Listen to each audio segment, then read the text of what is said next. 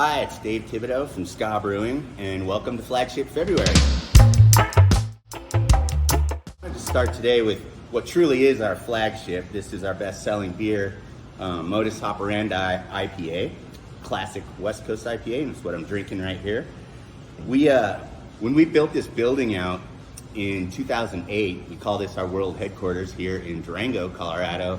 We spent that whole year not only building out the brewery, but developing this recipe. At that point, we hadn't brewed an IPA that we were packaging, and so we really wanted to nail it. We really wanted to knock it out of the park and have it be kind of the beer that launched us in this new building. So we did a lot of research, talked about what we wanted to see, what we didn't want to see, and then finally, to kind of top it off and wrap up the conversation, we held a blind tasting where we got our hands on every single IPA and pale ale that we could find in and around Durango, and then the entire staff did a blind tasting.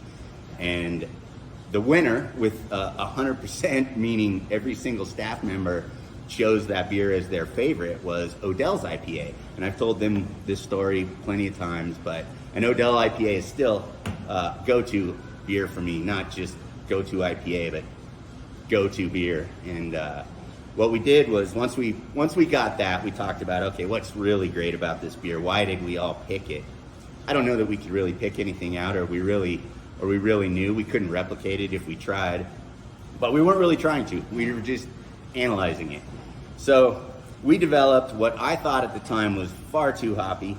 Clearly, we all know that story. That was not the case, but a classic West Coast IPA with all the C hops, and that's Columbus, Centennial, Cascade. So with this beer, you get a lot of real resiny pine and grapefruit, and it's bitter. I mean, it's got lingering bitterness like a classic West Coast beer should.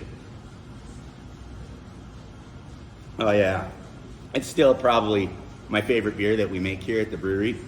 I'm definitely an IPA guy, but give it a shot. We're going to be visiting our other beers that aren't IPAs on the next couple Fridays, and I just want to say cheers to you guys and thanks, and go out and pick up a 6-pack or grab yourself a pint of one of those beers that you remember that got you into craft beer to begin with. Cheers.